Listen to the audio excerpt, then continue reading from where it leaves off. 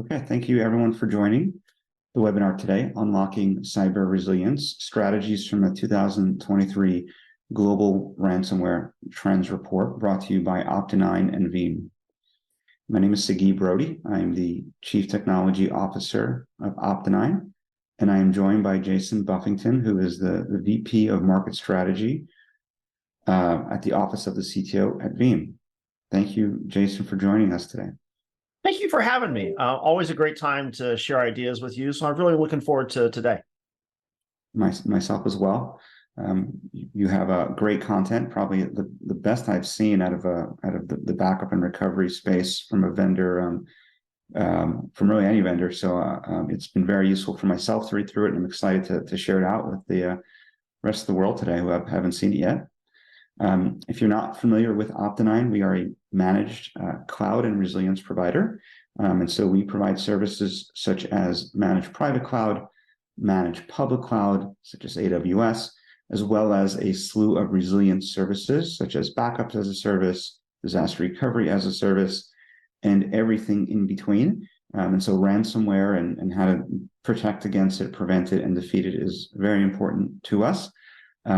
And Jason, can you share a little bit about yourself and about Veeam for those who are unfamiliar? Sure. So Veeam Software, we've been around for about 17 years. Literally, our name and our beginning is in virtualization, right? So the name literally was VM back when virtual machines first came about. And we've been protecting that and all the other things within a modern IT infrastructure ever since. 450,000 customers around the world, nearly coming up on 5,000 employees, highest NPS of any backup vendor in the space. Actually, our NPS, I think last year was tied with Apple and the iPhone. So once someone uses our stuff, they seem to like it quite a bit. Over $1 billion bookings year over year. So that's Veeam. I sit in the office of CTO. I have been a data protection dude for 34 years. It's the only thing I've done since getting out of school. I've been in the vendor space for a majority of it. My last job before Veeam, I was an industry analyst. So Veeam, Cohesity, Rubrik, Commvault, Dell, IBM, Veritas, all the companies that wanted to be Veeam were my clients. And so when I came to Veeam, I took over leading some of our research the same way that we used to do it at ESG or my counterpart at Gartner or IDC, et cetera. So I'm excited to share some of the results with you and hopefully just have some great conversations on what folks should be thinking about after. Awesome. And so tell us a little bit about the report that we're going to dive into, and you know what the goals were and what it's all about. Yeah, so this is this comes from the second annual report that we've done on this. The way that Veeam does research is we hire third-party analyst firms. They go and do what's called a double-blind survey, which means that the respondents don't know it was Veeam who eventually gets the answers, and we don't know who the customers or the prospects organizations are. So it's a double-blind survey, and in this case, it's extremely important because you can't get good data unless it's anonymous. This particular survey surveyed 1,200 organizations, all of whom suffered a successful breach in calendar 2022. And so and in fact, there were 1,200 organizations, but since there was an average of a little over 2.5 attacks per year per victimed organization, it actually summarizes nearly 3,000 cyber events that happened over calendar 2022. And so the survey was asking questions on how bad was it? How long did it take you to get back again? What were the ramifications of it? Who was involved? And then my favorite section, lessons learned. What are you doing now that you didn't do beforehand? And so what we're going to talk about is really the consensus of 1,200 folks that you do not want to have something in common with. And then let's talk about what that means. Awesome. And so one question on that, what was or what is the definition of a successful breach? For the context of the report. So in our case, we simply asked them that question. You know, how many times were you successfully attacked in the last 12 months? And if they hit 0, they didn't fill out the survey. So it was by their interpretation of I got hit. Now, I would tell you that if someone was asking me that question, if my cybersecurity team had been successful in rebuffing them each and every time, and no one got through a bad credential, and no one asked for ransom, and I had no data that was required to be unlocked with Bitcoin, right? So if I was able to say I defended successfully, I would have answered 0. I would not have been able to do that survey. 1,200 folks answered yes. Okay, got it. So it was impactful enough that for their organization, they considered it a breach. Someone got into their environment and did some nasty things, which we'll see. Yep. All right, so let's jump right into the report. So this was the first slide that when we looked at it from the Opti9 side popped up at us. And so tell us what's going on here. Yeah. So, one of the things that was a specific goal of this particular project was within the survey, 4 different personas were specifically targeted in the survey, target being a pun. CISOs and other executives that were responsible overall for cyber preparedness, IT operations generalists, so think help desk production on-prem, security professionals, and backup admins. So really kind of thinking through all of the core roles that are likely either involved in prevention, remediation, ongoing ops, and then the executives on the top line. And so one of the questions we wanted to ask was, how well aligned are things? So we do have other data that shows that for almost all organizations, ransomware is considered a type of disaster. So the same way that you think about fire and flood and hurricane, tornado, you can think about ransomware because of the scale and massive business impact that it can have. However, there's some differences. We'll talk about some of those along the way. And so certainly most organizations think about ransomware and cyber preparedness or cyber resiliency within their broader BCDR or crisis management strategy. But when you look at, are the teams actually responsible for prevention versus remediation, the teams actually need a significant more uplift than what you're seeing. In fact, there's a version of this which is actually in the full report where we actually cut this by the 4 personas that answer the question. And one of my favorite insights from the report is the closer you are to remediation of a cyber event, the less satisfied you are with the level of cooperation between the teams. So 2 things to take away. So if you're a backup admin, of the 4 personas, they were the ones least happy with how this process is going.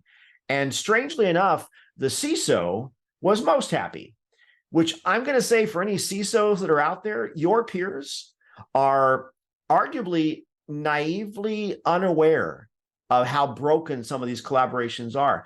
So one of the reasons why I like doing sessions like this with Opti9 is it is amazing to me as often as I've been in some fairly large boardrooms where you got some security folks and some backup folks and IT folks all sitting around the room. And I'm watching in the corner and they're all meeting each other for the first time. But the partner who called the meeting knew all of them. And so it's amazing to me how often the partner is actually the only one who actually sees all the pieces in the scenario. Meanwhile, these teams are literally, they're handing out business cards or, oh, I work on the 4th floor. Do you know? And the partner knew all of them. And so, yeah, so at a tactical level, there's a lot of improvement necessary to come back. Yeah, that's interesting. And I would be curious to understand when the breach or one of the breaches that they mentioned, was that really the first time that they had to collaborate at that level in a crisis mode? And obviously most of them said that if it was or if it wasn't the first time, it was not done well and totally clunky. The best way to figure that out is try to do a tabletop exercise. And as soon as you figure out that you don't know who to invite to the tabletop exercise, you have a problem. Oh, love it. That's great. And and one of the things that we've thought about is, I think one of the examples is if you look at what actually happens during a breach and before a breach, and so all the various different teams, it is not that the security team should operate in a bubble, and at the backups, or if they're part of an IT team, operates in a bubble, and they've done their job. I mean, they really, if you look at a breach, or incident response, they need to work together. And there are so many lines of ownership and accountability that needs to be worked out, in advance. And so if we kind of walk through here, before a breach, and we hope one never happens, but from a preparation perspective, and I'm not sure if you guys can see all the text here, but anything in orange is something that a security team, a SOC, or maybe if you're outsourcing it to a managed security vendor, they would own. Anything in blue is what your backups or IT team or IT vendor would own. And what you see here is you see these two different colors popping up all over the place. These things cannot be done in a bubble. In advance, not only do you need an instant response runbook created by the security team, you need a DR runbook created by the IT team. Even better, it's not even listed here. You need like a ransomware runbook that kind of encompasses both of them. And then during an attack, who's owning the detection, who's owning the failover, who's owning the containment. If you want to use the DR site as a recovery point, fine, obviously IT owns that, but who puts their hand in the air and says, now we could fail back? And so you have this back and forth for incident response. Yet, Jason, as you mentioned, a lot of times these teams, these people are not in the habit of working together. You don't have good established lines of communication, and they don't realize to the extent that they need to work together until something like this happens. And so I think that, as you pointed out on the last slide, there definitely needs to be a lot of improvement here. Yeah, historically, this has always been a problem. The backup team is often that redheaded stepchild in many IT dynamics. I remember it was probably 20 years ago, we were having conversations where we need to get the app owner, that Oracle DBA, that Exchange admin, to talk with the backup admin more frequently, because while the Exchange admin or the Oracle admin doesn't want to necessarily be in charge of backups, they need to be involved during restores. Right. And, and the idea of, okay, so what should get backed up and how are we going to test it? And by the way, what are the governance requirements on how long we should keep this stuff? I mean, those kinds of conversations need to be happening. And okay, we fast forward 20 years, we're not thinking in the data center necessarily anymore, but workloads are still workloads. And the teams responsible for prevention, management, and remediation still are not that much better off than they were when they were all living under one raised floor. Yeah. And it's interesting. You could argue that, in the past, with smaller teams, you'd have one person or team that owned everything: security, network, backups. Then you would silo into different teams. Now we need a separate team. It's its own thing now. It's big enough that it requires its own responsibility. And now we're almost too siloed, right? And so I guess we kind of need that sweet spot, or that hybrid with the communication.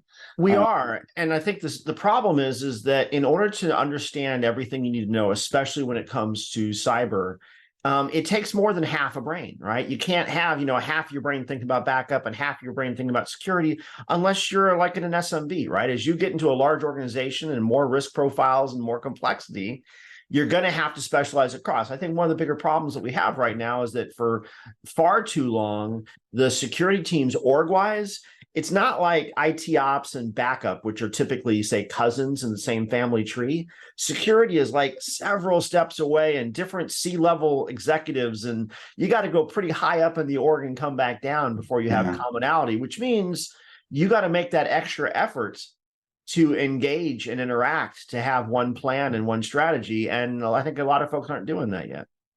Yeah, it's interesting how what you're saying, the up and down in the org chart, and it sounds like they're so far away that there's this like plausible deniability. We did our job. Yep, we did what we had to do. Okay, so here are some recommendations, coming out of that statistic. Hopefully these are recommendations that can help anyone who's watching live or later. But obviously, any incident response plan must account for security and your BCDR, and that really means who's responsible for maybe saying, hey, we need to fail over. I've been in situations where people are troubleshooting things, and it's like, I'm almost there. I almost found it. I need 5 more minutes. I need another hour, and then we'll be fine. And then that ends up going on days and days. And who pulls the plug and says, we have a we have an RTO mandate. We must fail over, and I'm making the decision. And so, we go back to the previous slide. You have all this back and forth, back and forth. I think just having owners responsible for the various components, that's a great first step. And that's really the second point here: defining the roles. Let's get rid of that blame game. The other thing I would say is that the disaster recovery site, cannot be the redheaded stepchild of the infrastructure from a security perspective. And a lot of people don't. It seems obvious in retrospect, but a lot of people don't realize that your DR site, a copy of all your most critical applications and data needs to be just as protected, or not, or even more than production. That is an entry point for data exposure, for ransomware. And I've seen a lot of organizations that don't protect it with the same tools. And if you protect it with other tools, now you're adding complexity to the mix that during a breach, has just so much potential to cause additional headaches. So anything that's done security-wise at production or to protect backups at production must be done offsite or DR as well. Well, let's take that one step further, right? Because the whole idea is, if you think about, if you have architected your overall IT strategy and topology so that it is seamlessly easy for the user to get to either the production workloads or their DR secondary site, you can take that same extension for, if you've made it easy for them to get to their on-prem workloads and their IaaS workloads and their SaaS workloads as well. If it's that transparent for the user to get around, it's that transparent for the bad actor to get around, right? So that means that any place that the user can touch, the bad actor can touch as well. So you better make sure you're guarding it with the same level of rigor. Siggy, can we get an amen? Yeah, I totally agree. Amen. Love it. We're definitely on the same page here. I could tell we have some of the same battle scars throughout the years. Okay, so the next point here is, and this again, it seems obvious, but I think some of the other statistics that you'll present to us will tell us that it's not. But just retention monitoring, ensuring that we can go far enough back in time, and I think that people think about retention from a recovery perspective, really from a compliance perspective, but I don't know how many people are thinking of retention, and not necessarily archival backups, more of a disaster recovery snapshot retention or policy based on recovering from ransomware.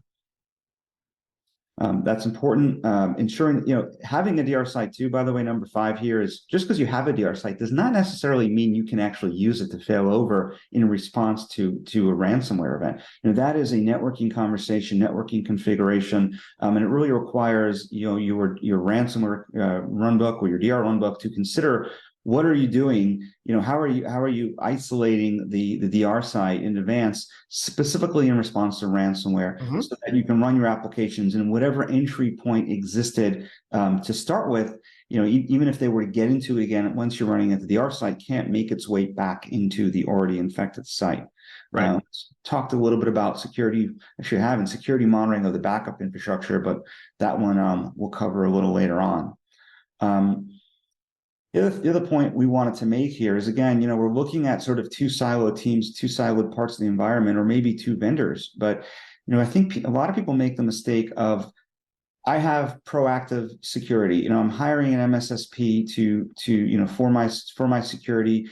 So anytime someone mentions ransomware, I'm good to go. I could sleep better at night. I think that's, that there's a chunk of the market and organizations that say, I have my EDR, MDR vendor, I'm good. And then you have folks that are out there that say, well, I have my BCDR in place. I have disaster recovery. I have backups. So if I get hit with ransomware, I'm good. And I think the point here is, you need both.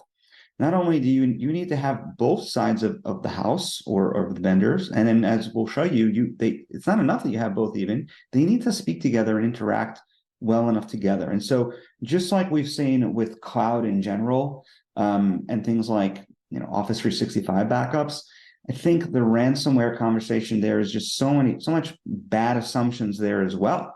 I'm good with ransomware. I can check that box because X, and that X is such a bad assumption. One thing I really like about NIST as a model is, there is no single team at IT that can say, I can own NIST, right? Because then when they think about their functional responsibilities, you're going to have the security teams, which are going to obviously own the majority of how it applies to, say, identify. But as you look through the secondary steps on each of those elements, they're going to realize, oh, wait, that's not my team. And if NIST portends to have a holistic view on how you be cyber resilient, and you can recognize that your team can't check all those boxes unilaterally, that forces a conversation on, okay, which team can check those boxes. Yep. Yeah. And who's sitting at the top, right? On top of all those teams and checking the overarching box and putting their name on it, which, as you said before, I don't know that there is that established, quarterback within an organization today. Right. So on to the next statistic from the report. This one for me as someone who sits within a managed backup and disaster recovery vendor, this was, I guess, vindicating what we're selling in a way. And so yep. I'll let you walk us through this one. Yeah, this one's kind of heartbreaking. So the easiest way to describe this is, the question originally was, did the bad actor target the backup repository? And there's two things that you should take away. And if you're taking notes, here's two numbers to write down. In 93% or more of cases, the backup repository was targeted. In 75% of cases, so 3 out of 4 attacks, in 75% of cases, the backup repository was successfully affected. And here's the way that I think about that. One of the other Opti9 folks not on the call for today, guy named Ryan. Let's pick on Ryan for a second. So we're out on a fishing boat, middle of the water, right? Ryan pushes me overboard. Ryan wants to sell me a life preserver, right? Now, if I can swim back to the boat myself, I'm not going to buy his life preserver. If I can find something else floating in the water and save myself, I'm not going to buy his life preserver. So if Ryan's going to push me off the boat, if he wants to increase the likelihood I will buy his life preserver, he wants to eliminate my ability to save myself. And that's what the bad actor is doing. By targeting early on in the process the ability to get rid of your backups, it means they are removing your ability to save yourself, so that you have no other option than to pay for the ransom or that really, really expensive gold-plated life preserver that Ryan's going to try to sell me. So does that hold up? I'm just really mad that you have better analogies for all these things than I do. But I'm mad, I'm impressed, and I'm going to steal them. I'm sorry. And for the record, I just got a message from Ryan and he said, if I push you off the boat, I'm letting you sink. So I think some people just want to watch the world burn, right? Yeah, no Bitcoin for Ryan. There you go. So it's totally true, and it makes sense, right? The attackers are playing an economics game. They want to be paid their ransom. They're going to do everything in their power to increase the likelihood of getting paid, and removing any ability you have to recover makes a lot of sense. And I've talked to a lot of security experts who are doing incident response and remediation, and they see it time and time again. And this is a playbook that the attackers are following. And we can kind of see it here. They get into your environment through any means that they're getting into, and then once they're in, they're doing an asset discovery process, and they're looking for your backup and replication tools. They're going out and getting trained on them, just like we are. Like they're getting VMCE, Veeam training, and others, and they are trying to find those tools. The various tools obviously have ports that are open. They have operating system, agent signatures, software agents. It's not terribly difficult, and then they'll find the backup tools, get into those backup tools, yep. And then they will, obviously attempt to destroy any recourse for recovery. And one thing that I think a lot of people don't realize is that, there's been a lot of talks of immutability in our industry as sort of, if you have immutability, then you are good. You're fine with ransomware. And I think that's just another one of those horrible assumptions, and it pains me that people check that box and think they're protected. But the attackers, once they get into the backup tools, and I'm talking about any backup tool, you can see what those immutability timers are set to. Sure. You can turn off the jobs. You can remove workloads from the jobs, and you can wait out those timers. And Another statistic I've seen is, how long an attacker is sitting in an environment before they attack you. I think it's somewhere from 30 to 60 days. And most immutability timers are not set beyond that. And so immutability is not the end all. So again, coming back to here, they get into your environment, they get into the backup tool, and they destroy any ability you have to recover. Even worse than 30-second short story on that one. Yeah. So I was listening to one environment, and they were talking about some of their lessons learned. And every day they had a dashboard that said that their backup jobs were all being successful.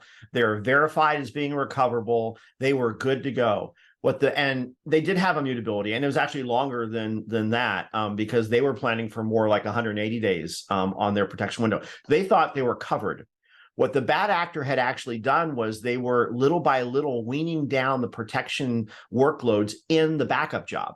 Mm-hmm. And so by time they found out about it, only one laptop was still in the job. And every night it was getting backed up, and every day it was being verified as restorable. And that dashboard never was anything other than a green check mark, but they had no server backups for months. Yeah, wow, it's crazy. It is. The attackers are smart, and they're crafty. I think that's a really great example, right? The reports is only as good as garbage in, garbage out. And if you're getting a green box in your email every day, it doesn't mean much. I think even worse than the immutability component here is the replication component. And most people don't realize that there is no such thing as immutability when it comes to replication, when it comes to disaster recovery. And again, that's not a problem with one vendor. It is just the nature of how replication works. In the case of VMware, we're constantly writing to a VMDK file on the other side. It can't be done. So if an attacker gets into your production environment, they can destroy your DR site in seconds. And there's really nothing we can do, to stop them from doing that once they're in. So here's your next analogy, by the way. Take a look at this really fancy Veeam mug, right? So the mug actually happens to be from Yeti. So I know that it's a good container, right? It's not going to spill. I'm not going to have anything to go into it that's not supposed to be in there or not. So it's a good container, which is really all immutability is supposed to be. It just means that you can't mess with the container from the outside. You have no idea what's in this container, right? So I told you earlier, it's water, could be coffee, could be poison. After 501, it's usually bourbon. My point being, what's in the container has nothing to do with whether or not the bad actor can affect the container on the outside. Immutability simply says you can't affect what's inside, has no guarantee that what's in it is safe or not. Does that make sense? Yeah, absolutely. Absolutely.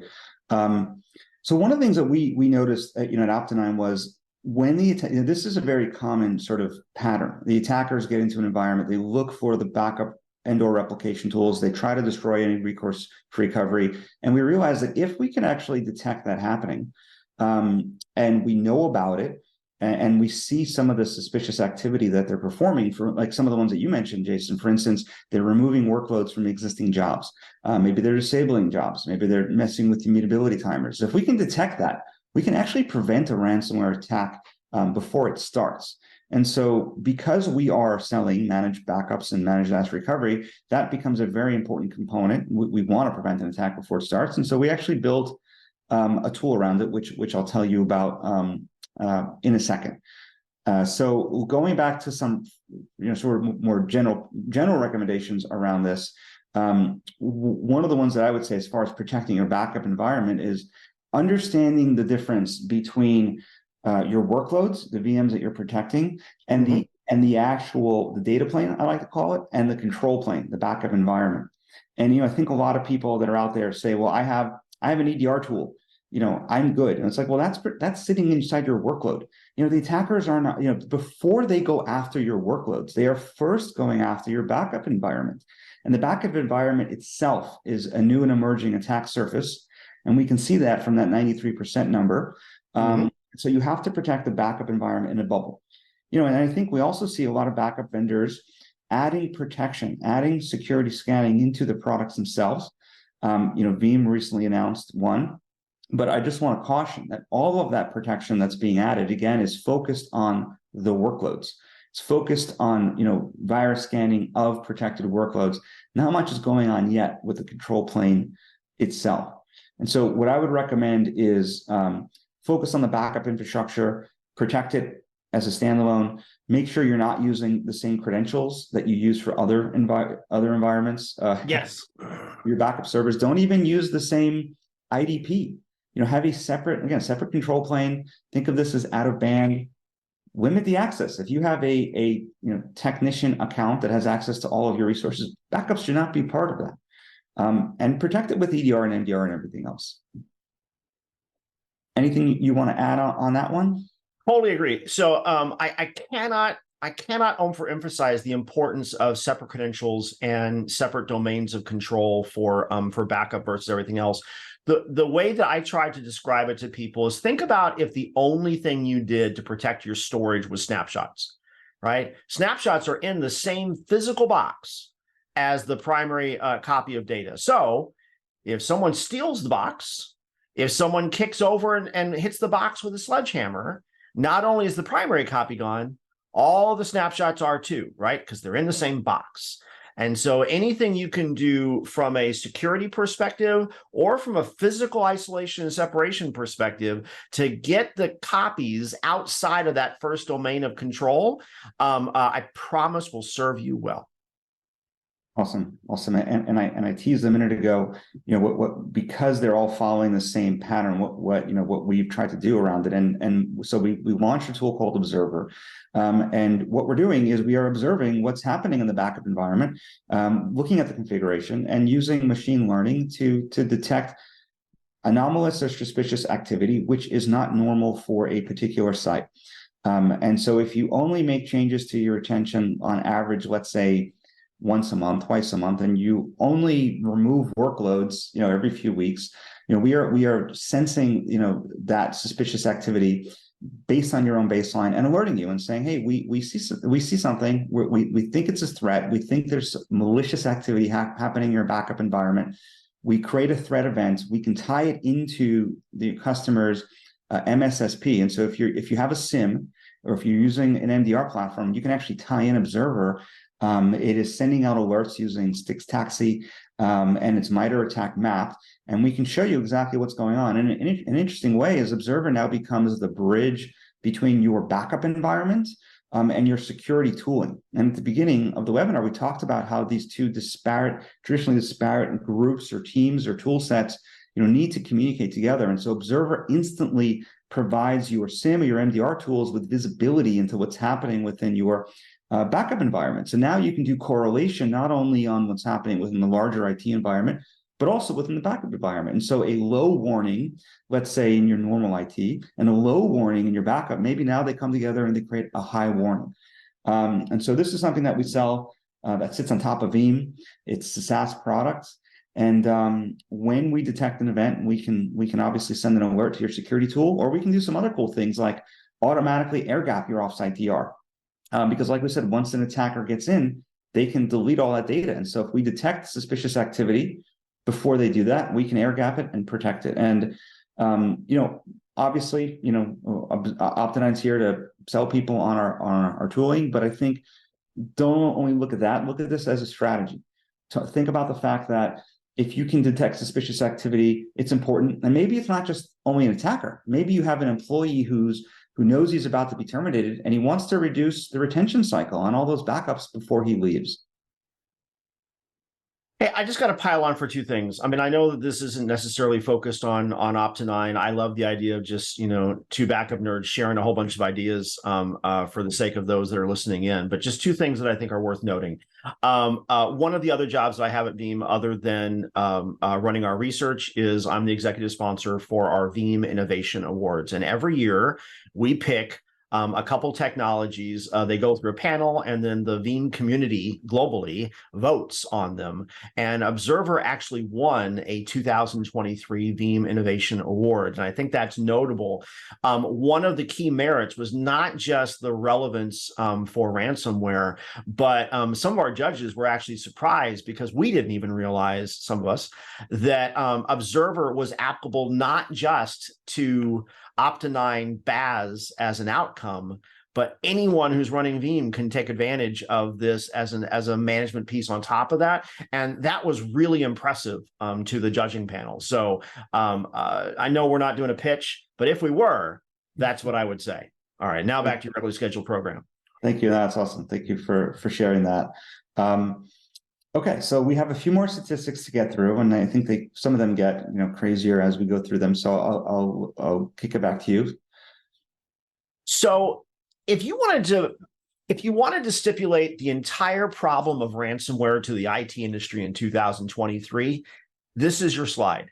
So take a screenshot of this and just stop checking your mail for like 2 minutes, because there's something really ugly in this.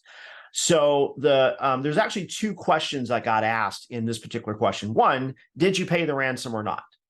Right. And unfortunately, 80% of victims, between the orange 59 and the red 21, 80% of victims did pay the ransom. Right. Ironically, by the same 80% of 80% number, 1 in 4 couldn't get the data back after they paid.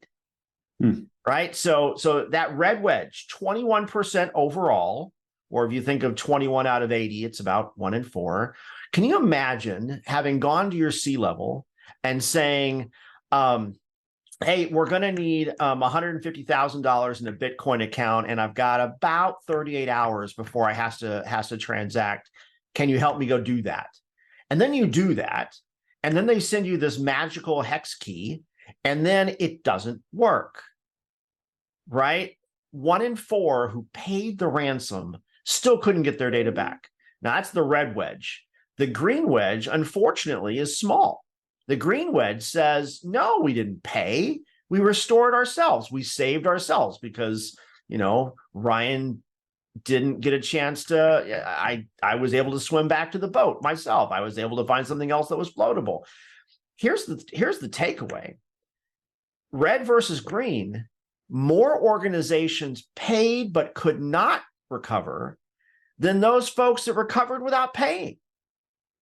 That is the problem statement, and that is why ransomware is it $1 trillion business yet, or just a hundreds of billion dollar business yet? But that is the problem that we are trying to solve. And if I was going to be in a sales commercial, if I was Veeam, I would tell you our entire purpose for being is to help the other 84% of victims on this chart say, no, I did not pay, I recovered instead.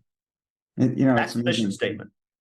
I always thought that it would be the opposite. I thought that the percentage of people that actually paid would be the green, like the 16%, and that most people were able to find some way to avert paying, or at least that's what I'm getting from sort of like the non-IT media when you hear these stories. So this was, in fact, 80% of victims paid at all. To me, is just insane. Oh, it's amazing. Actually, in that same survey, we did ask questions around, did you have a policy against paying? Only 40% of companies said they have a policy to pay. 80% did. And that's the difference between, if you're just in the executive boardroom, we're not going to give in to terror. And then you realize, oh, crap, all of our systems are offline. We're going to be out of business in less than a week if we can't fix this. And all of a sudden the checkbook opens up, right? That is the reality between a staunch theory and a vulnerable reality. Crazy. All right, so here's the next one about immutability. So I love this stat, but I want to make sure folks read it correctly. So this particular question was really late in the survey instrument. And by the time the respondents in the survey got to this question, we specifically said, not thinking about what you're using at the time of attack, what are you doing now? Right. So my favorite section in the whole research report was lessons learned. What are you doing now that you might not have been doing as robustly before? And one of the things they figured out is we got to have data that's survivable, right? Because the better you are at this, the higher the likelihood that you will have survivable backups that you can then go green instead of red and say, no, I didn't pay. I restored myself. And I don't think it's not surprising to me at all that the top 2 options on this list are cloudy, right? Between those folks that are using a hyperscale with an immutable blob store, or those folks are using a managed service that has an immutable layer to it, right? That's 59 and 52% respectively. Collectively, 82% chose one of those two blue options. So 4 out of 5 orgs, part of their lessons learned now is to A, get your data out of the building, and B, have it in a repository that is unaffectable, right? Sure. That said, the other things that's worth noting, 64% of on-prem backups now have an immutable option as well. Tape is there as well. I love that only 2%, that tiny little wedge in the bottom, only 2% say we don't have a protectable solution. And if I was bold, I would probably say those 2% probably get whatever they deserve. And it's because ransomware is a win, not an if. But the thing I would also offer to you is I would love to see that say 300%. When you add up how many folks are using a cloud, how many folks are using a disk, and how many folks are using a tape, in 2024, all of your disks should be immutable for your short-term recoveries, and all of your DR clouds should be immutable. And for the small percentage of data that has a 10-year, 20-year long-term retention mandate where tape really is the best answer, it should be air-gappable tape, right? And data lifecycle should be 300% is immutable or otherwise survivable repositories.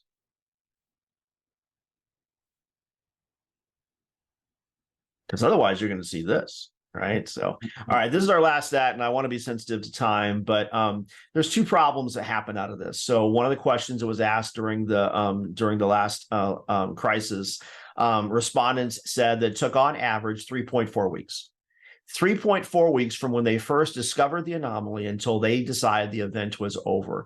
And I think the biggest risk that comes out of that, one, we have other questions in the survey that show that a big reason why, both in the ransomware research and in the overall broader data protection trends research, which, by the way, that's the largest report of its kind. Last year, it had 4,200 IT leaders, 28 countries around the world, and only like 16% of them use orchestration during their recovery work streams, which is crazy because if you're going to try to recover anything at scale, ransomware or flood, you don't want to do that manually with a bunch of CXOs standing over your shoulders. That's problem number one, is if you're doing it manually, it's going to take far longer than you think.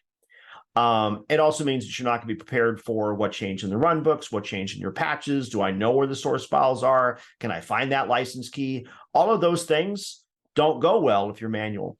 The other thing is, take a look in that little box on the right, and I love how Opti9 called this out, the idea of after triage. See, here's the problem. If you think about ransomware like any other disaster, meaning that you're dealing with a large amount of infrastructure at scale, and you're likely hemorrhaging cash until you get back up and running again. That's kind of the crisis. That's what we describe as an IT level disaster. The problem is that if you had fire, you go to the servers that are crispy and you can immediately start recovering them. If you have flood, you look for the servers that have water dripping out of the back of the chassis. You know which ones to fail over, light them up. Right? So you have those secondary servers, you have those copies, you know which ones to go with. The problem with cyber is you don't know which servers are crispy or drippy, right? So instead, you still have to triage, are you infected or not, right? And if we can take that to the real world, right? So are you asymptomatic? Are you showing symptoms yet? You might still be infected, which means a week from now, you're going to light up your stuff and we don't know about it. So that triage of what needs to be recovered is manual, intensive, and variable in time. And that protracts out any type of recovery exercise into the weeks, or for many of these organizations, months. Yeah, and sometimes, they have no choice, right? And like, folks are not going to let them go live until forensics are done, and based upon regulatory requirements or compliance requirements, despite the fact that you want to get back up and running and get your business, transacting again, you might not have a choice. Yep. So 3 weeks after triage is, that is a long time. Long time to be without your data. So just some recommendations that, we're putting out there based upon these last 3 slides, which I think are very telling and eye-opening, is immutability is not enough. And I know that you said that those statistics about 80% having immutability was sort of as a post event. So one thing that's interesting is I'm curious. Those are pretty high numbers. I think you said 4 out of 5 had immutability. That's specific to folks that were already impacted, already had a ransomware event. I would assume that percentage is higher than the rest of the general population, because these are folks that have already been burned and now understand what's needed. The other thing, and this is kind of going back to basics, is I think people need to realize that backups and disaster recovery are two separate sorts of services or solution sets for two different goals. If you have backups, does not mean that you can fail over to a recovery site. Backups are there for really archival purposes, maybe a single file recovery. It cannot help you, restore your business operations quickly in response to a ransomware event in the same way that a properly configured disaster recovery infrastructure can. And properly configured, which is actually point 4, is important. Just because you have DR does not mean you can use it in this type of event. As I said before, it's really a networking conversation. We talked about ensuring that you have enough snapshots too.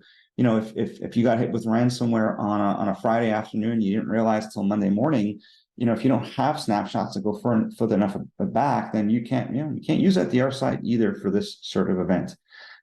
We talked about ensuring that your DR infrastructure is protected in the same means as production is before. Another point we want to note, and the last one, which is interesting, is ensuring you have enough bandwidth for failback.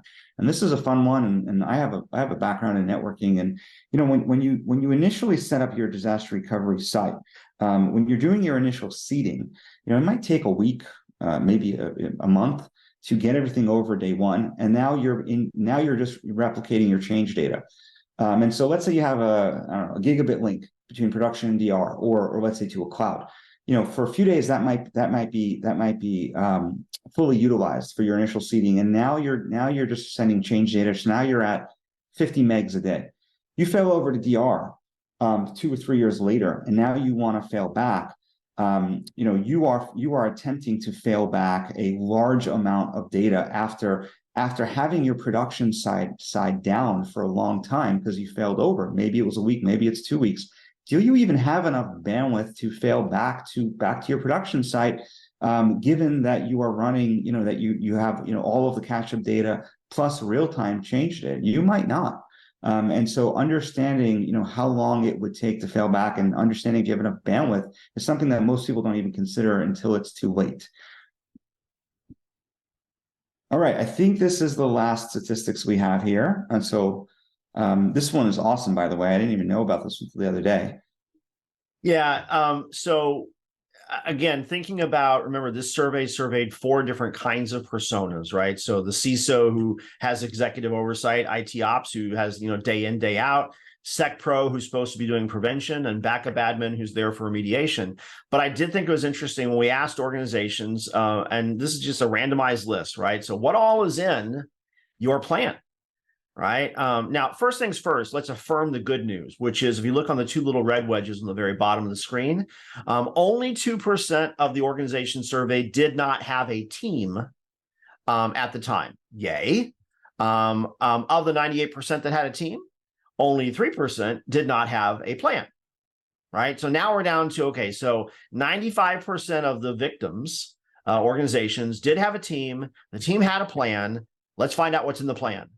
The 2 most common things in the plan were, do I have backups that are clean? And do I have a way to confirm those backups are recoverable? And I like the fact that those are 2 different models, right? So for example, in the case of the top one, do I know that the backups are clean? Well, that's where we think about, do you have detection technologies that integrate with your backup technologies to make sure that you're not backing up bad data, or in many cases. So for example, and I try not to be a Veeam person in these kinds of conversations, but Veeam will actually let you check the backups to see if they're infected and then notify you of conspicuous activity. And I know this is an area, Segi, that you have some passion as well. That's different from a sandbox with automation and orchestration and work streams that every day, after last night's backups are done, let's spin up a couple of those VMs. Did they work online? Can I do a MAPI query? Can I do an ODBC call? Can I do an if file exists? But actually verifying I have clean data and they are spin-upable. Interestingly enough, are 2 of the top things in that list. Shouldn't be surprised to anybody. Third on that list is, do I have some place to fail over to? Because if it's ransomware, there's the possibility when you come in to fail over, you have yellow tape around your server infrastructure. You don't get to use the original boxes because forensics or insurance or law enforcement aren't done with those boxes yet. So you better have someplace else to fail over too. And then there's the rest of the list. This to me, this was an interesting statistic because this was what they had in place prior to getting hit. And so, yes. Prior to getting hit, and also having an average of over a 3-week recovery post post forensics. So to me, the fact that they had all the 37% doing all of this showed that they had a level of sophistication, yet it still took them over 3 weeks on average to get back up and running. And so I think it really just shows that the level of complexity required is much higher than what people think, and the amount of ownership and accountability involved in all of the roles and tasks. There is just so much here to ensure, to get that number down. The other way to look at that, by the way, is if 37% said they had backups in their plan, that means 63% did not. Yeah, absolutely. No, good point. And so, one of the things that we like to think about in Opton is providing managed services. And all of the goal of this webinar today was to provide just meaningful information, provide some recommendations. But lastly, we want to just open your mind up to the fact that have you sat down and had a conversation internally around how much of this do you want to take ownership and accountability for internally versus what is your appetite to manage all this internally versus what is your appetite to outsource it. Is the larger IT function in your organization there to add business value, or is it to manage these types of event and infrastructure in the ever-changing world? And so, I think we covered a lot today. And so these are some of the things that you will need to take ownership and accountability for, if you want to be able to properly mitigate these types of events. And there was a question that came through around, is a ransomware playbook the same as an incident response plan? It's a great question. And here you can actually see, these are two separate line items here. And I would say the answer is no. I think incident response is generic because there's 20 different types of incidents, and the ransomware incident is so complex and specific that no, it does require its own type of playbook, especially because it hits on so many different teams within the organization, and so they are separate. And we actually talk about the same thing from a disaster recovery playbook. Not only do you need a playbook for failover with DR, you need a fail back playbook. You need a testing playbook. If you don't have the proper procedure to test your DR, you might be poisoning your production data. You need a separate DR playbook for, am I doing a full site failover versus am I failing over one specific application? So these things are very complex. And just a broader recommendation too is, part of the role of IT should be trying to maintain simplicity within your organization. Complexity is the killer. The more SaaS products that you're out there buying, the more different clouds you're integrating with, the more sprawl. How do you maintain? How do you manage that? How do you monitor that? How do you secure that? How do you ensure that fits within the framework that your organization has built for security and for resilience? And so I think the goal is to keep it simple. And one of the low-hanging fruit is to outsource components that you can, if and when they make sense. And so I think it all boils down to this. Do you have an appetite to manage it? If not, maybe look to outsource it. What we've done at Opton is sort of take the two different components, the proactive protection, the managed detect and response, the SOC as a service. We paired them up with the reactive capabilities, the backup and disaster recovery, and we provide all that as one single bundle that you can consume, so that you don't have to worry about the gotchas. You don't have to worry about, did I hit on all those touch points? We will provide all of that to you as a service. So you have one single point of ownership and accountability for everything that we covered today. And at the last minute, I had to throw in the non-architecture diagram, and because I think it's important. What does that look like? What does it look like to take ownership of everything? Well, it looks like, the SOC being able to speak to, and this is also a playbook for internal organizations. The security teams need to be able to communicate with the BCDR teams.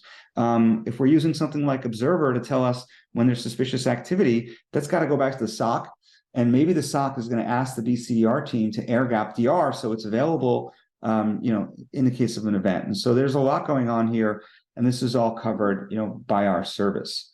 We have a few minutes left, so Jason, I just wanted you to touch on what you guys have coming out in the future, and then we maybe take one or two other questions. Sure. So here comes the offer, by the way. Take a look at the email address on the very bottom of the screen. So strategicresearch@veeam.com is the team that I'm a part of. And if you have a question of, it'd be really cool if you asked about X, send us the question. It might actually make the report. But most of these reports that Veeam now contracts out to analyst firms are annual. So the Data Protection Trends Report, I think it's the fifth or maybe sixth iteration that's coming out in January. It typically comes out right at the beginning of the year every year. So you can kind of think about it as New Year's resolutions and then macro trends. And that covers a little bit of everything from the reasons why folks are changing backup solutions to compliance initiatives is a big area that is getting dug into a little bit more. Where's the role of cloud? Where's the role of the service provider in architecture and strategy? That's all coming in the data protection trends. We have contracted for another batch of victims, unfortunately. So there will be another ransomware trends. The ransomware trends report tends to debut every year at our global user conference. So Veeam On, I believe, is in late May usually each year. So please, actually, I think we might have announced like first week of June-ish. Anyway, it's right around the end of that. But that always makes for some interesting fodder. So that one, they will start gathering the results early next year. So I don't think that survey is even done yet. Again, tell us what your questions are. And then we also have been looking for several years at cloud trends and looking at where the cloud fits in production. So IaaS and PaaS and SaaS, as well as protection. BAS and DRAS and RAS and CRAS, right? So looking at all the different ways of where cloud fits within a strategy. It should not be a strategy unto itself. Otherwise, you're going to get the sprawl that Segi talked about earlier. But we do that mostly to understand where the markets are going so that Veeam can write the kinds of technologies that need to be there before clients are ready for them. So this affects our product strategy and hopefully helps you have some interesting conversations with the folks at home. Awesome. Well, thank you, Jason. I think we're out of time. So if there are any other questions, please feel free to shoot us an email. This will be recorded and we'll share it. And I hope to do one of these next year when the new report is out and see what's been gone on since the last one. So thank you for your time, Jason. This has been very enlightening. Thanks for having me.